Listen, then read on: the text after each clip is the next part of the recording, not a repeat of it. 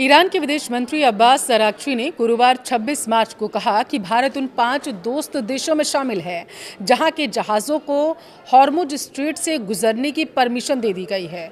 मुंबई में ईरान के महावाणिज्य दूतावास ने एक पोस्ट में कहा कि ईरान के विदेश मंत्री अब्बास अराक्ची का बयान सामने आ चुका है और उन्होंने कहा है कि चीन, रूस, भारत, इराक और पाकिस्तान जैसे दोस्त देशों को हॉर्मुज जल डमरू मध्य से गुजरने की परमिशन दे दी गई। यह बयान संयुक्त राष्ट्र के महासचिव एंटोनियो गुटेरेस की उस अपील के बाद आया जिसमें उन्होंने हॉर्मुज स्ट्रेट को खोलने की मांग रखी थी। इसका असर अंतर्राष्ट्रीय पटल पर कितना रहने वाला है, इसको विस्तार से हम वीडियो में समझेंगे। लास्ट तक बने रहिए। नमस्कार, आपके साथ मैं पल्लवी रविंद्र सिंह। पश्चिम एशिया में तनाव और संघर्ष तेज होता जा रहा है और इस बीच ईरान ने एक बड़ा फैसला लिया। उसने हॉर्मुज स्ट्रेट का रास्ता 5 मित्र देशों के जहाज़ों के लिए खोल दिया है। इनमें भारत भी शामिल है। इन देशों के जहाज़ अब बिना किसी रोक-टोक के इस रणनीतिक महत्व वाले जलमार्ग से गुजर सकेंगे, जबकि दूसरे देशों के लिए अभी भी पाबंदियां बदस्तूर जारी रहेंगी। ईरान जंग का दरअसल भविष्य अधर में है। ईरान अमेरिका के बीच सीज फायर होगा या नहीं, कुछ कहा नहीं जा सकता। अभी हॉर्मुज संकट अब भी लगातार बरकरार है। दुनिया भर के जहाज़ों के लिए ईरान ने स्ट्रेट ऑफ हॉर्मुज का रास्ता बंद कर रखा था। इससे पश्चिम एशिया में ईंधन का संकट गहरा गया। मगर इस बीच ईरान ने अपने मित्र देशों के लिए हॉर्मुज का रास्ता खोलने का दावा किया है। उन्होंने कहा, दरवाज़ा हम खोल रहे हैं। ईरान ने ऐलान किया कि वह 5 मित्र देशों से संबंधित जहाज़ों पर कोई प्रतिबंध नहीं लगाएगा।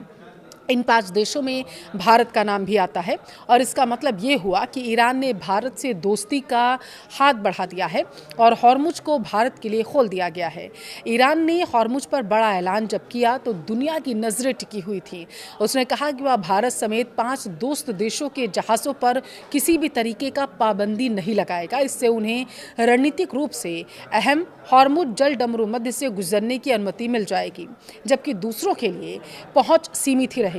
देखिए, क्षेत्र में जारी संघर्ष के बावजूद भारत के साथ साथ रूस, चीन, पाकिस्तान और इराक के जहाज़ों को इस महत्वपूर्ण समुद्री मार्ग से सुरक्षित मार्ग दे दिया गया है और इस तरह से 5 देशों के लिए ईरान ने हॉर्मुज का दरवाज़ा खोल दिया है।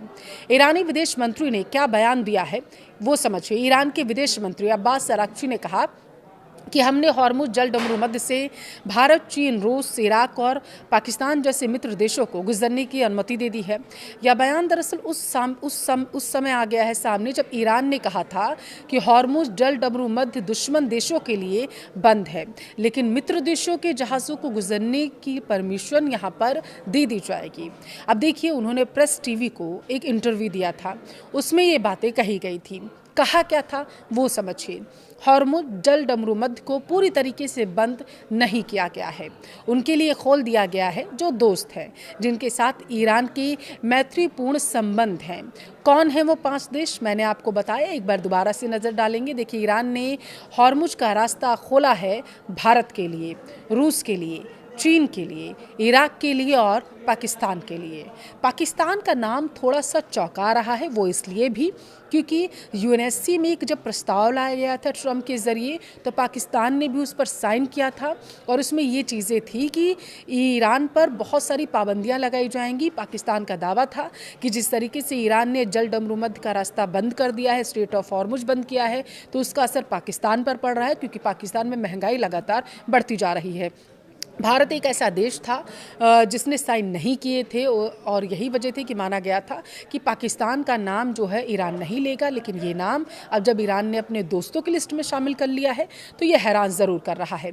देखिए, अब किनके लिए बंद है हॉर्मुज का दरवाज़ा वो समझने की आपको ज़रूरत है।